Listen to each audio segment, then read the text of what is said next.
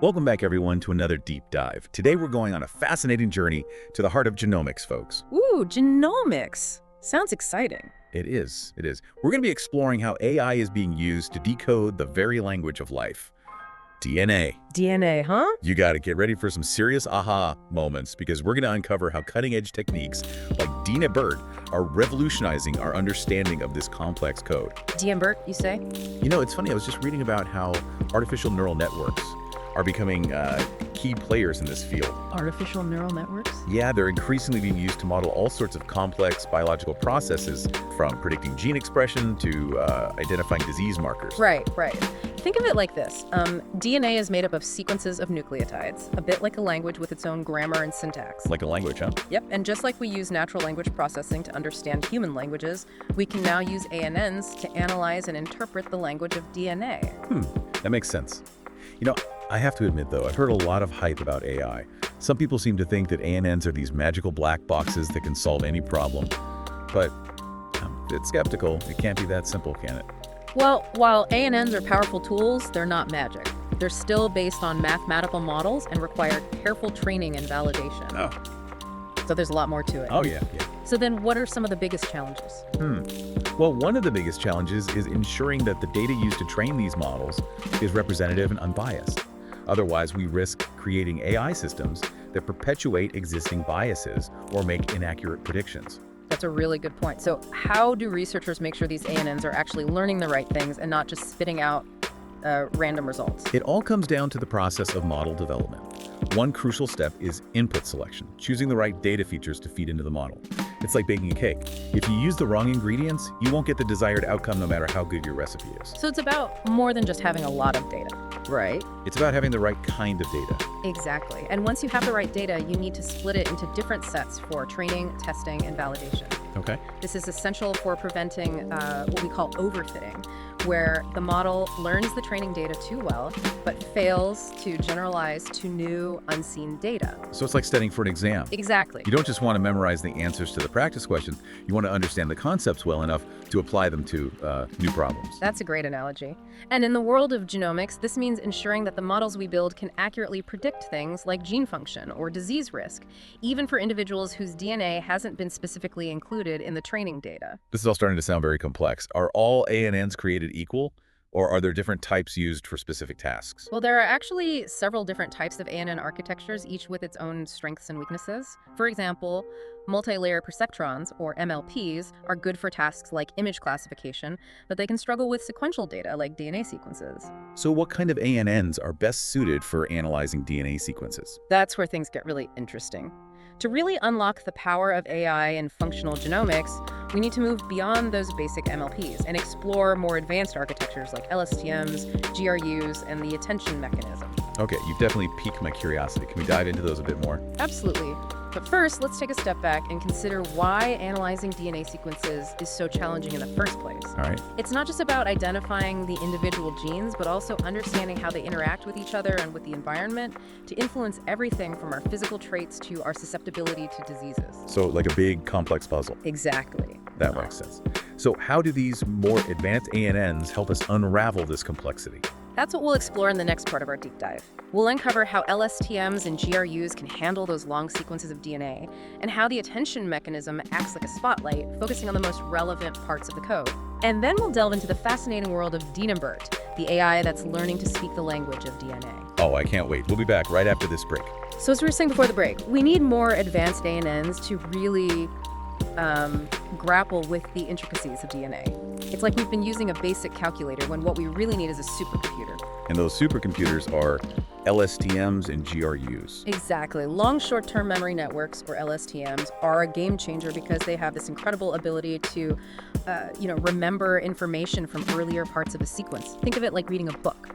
An LSTM can hold on to the key plot points from the first chapter, as it processes information from later chapters. So unlike simpler ANNs that just look at one piece of data at a time, LSTMs can see the bigger picture. Yeah. How different elements within a DNA sequence relate to each other over long stretches. Precisely. And that's crucial for understanding things like gene regulation, where a sequence far away from a gene itself can actually control whether that gene is turned on or off. Okay, that makes sense. And you mentioned GRUs as well. How do those fit into the picture? Gated recurrent units, or GRUs, are kind of like LSTM's more streamlined cousins. Okay. They operate on a similar principle of maintaining a memory of past information, but have a slightly simpler architecture. This makes them computationally more efficient, which is a big plus when you're dealing with massive amounts of data involved in genomics. So both LSTMs and GRUs are great at handling those long, complex DNA sequences. But what really blew my mind was the concept of attention. Oh, It's yeah. like these networks can actually learn to focus on the most important parts of the code. It is. It's a revolutionary concept that's transforming AI across many fields, not just genomics. Think about how you read a news article. You probably don't pay equal attention to every single word. You skim, you focus on the headlines, you pick out the key phrases that carry the most meaning. Right. And that's essentially what attention mechanisms allow ANNs to do. Exactly, Yeah. exactly. They can learn to weigh different parts of the input sequence differently, focusing on those that are most relevant to the task at hand. Exactly. It's like having a spotlight that shines on the most informative parts of the DNA sequence, helping the model make more accurate predictions. And this is where DNABERT comes in, right? Yeah. It's using this attention mechanism to decode the language of DNA in a way that wasn't possible before. You got it.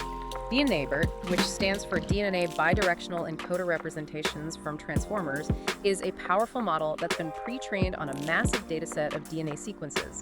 It's learned to understand the underlying patterns and relationships within this data, allowing it to perform a wide range of tasks with remarkable accuracy. So it's like DNABERT has already read the entire library of DNA and has developed a deep understanding of its language. That's a great analogy. And because it's been pre-trained on such a vast amount of data, DNABERT can be fine-tuned for specific tasks like predicting gene function, identifying regulatory elements, or even predicting the three-dimensional structure of proteins. This is mind-blowing stuff. Can you give me an example of how DNABERT is being used in real-world research? Absolutely. One fascinating application is in the field of personalized medicine. Researchers are using DNABERT to analyze an individual's DNA sequence and predict their risk of developing certain diseases or their likely response to specific medications. Wow, that's incredible. So by understanding the language of DNA, we can potentially tailor medical treatments to each person's unique genetic makeup. It's like moving from a one-size-fits-all approach to healthcare to a truly personalized approach. Exactly. And this is just the tip of the iceberg. As DNABERT and other transformer-based models continue to evolve, we can expect even more breakthroughs in our understanding of how our genes influence our health, our behavior, and even our evolution as a species. This all sounds very promising, but I'm also curious about the challenges and limitations of using AI in genomics. Is there a risk of overhyping its potential? That's a valid concern. It's important to remember that AI is a tool, and like any tool, it has its limitations. While DNABERT is incredibly powerful, it's not a magic bullet. It still relies on the quality of the data it's trained on, and it can sometimes make mistakes, especially when dealing with rare or complex genetic variations. So it's essential to use these AI tools responsibly and to be aware of their limitations. What are some of the key challenges that researchers are still grappling with? One major challenge is interpretability. While DNABERT can make remarkably accurate predictions, it's not always clear why it makes those predictions. It's kind of like having a brilliant but enigmatic scientist who can solve complex problems but can't explain their reasoning. So we need to develop ways to make these AI models more transparent and understandable so we can trust their predictions and use them safely and effectively. Exactly, and that's an active area of research. Scientists are developing new techniques to visualize and interpret the inner workings of these models, to understand how they're learning and what features they're focusing on. This is all fascinating stuff. It feels like we're on the cusp of a revolution in genomics, with AI playing a central role. But before we get too carried away with the possibilities, let's take a closer look at a specific application of DNABERT. Great idea. In the next part of our deep dive, we'll focus on DNABERT SL, a model that's been specifically designed to predict splice sites in DNA sequences, a crucial step in gene expression. So DNABERT SL, huh? It sounds like this model is tackling a pretty fundamental aspect of how our genes work. It is. DNABERT SL is designed to predict splice sites, which are crucial for gene expression. Remember those introns and exons we talked about earlier? The coding and non-coding parts of the gene? Yeah, the introns are like those extra scenes that get cut out of a movie before it hits the theater. Exactly. And splice sites are the signals that tell the cell's machinery where to make those cuts. DNABERT SL analyzes DNA sequences and predicts the precise location of these splice sites. Why is accurate splice site prediction so important? What happens if those cuts are made in the wrong place? Well, it's like messing up the editing of a film. You might end up with a movie that makes no sense or is missing crucial scenes. Similarly, if splice sites are misidentified, it can lead to all sorts of problems with gene expression. So a faulty protein could be produced, or maybe the protein isn't produced at all. Precisely. And that can have a ripple effect throughout the cell, leading to dysfunction or even disease. So DNABERT SL is like a highly skilled editor, ensuring that the genetic code is spliced correctly to produce functional proteins. What makes this model so good at its job? DNABERT SL builds on the strengths of DNABERT 3, leveraging its ability to understand those complex patterns in DNA sequences.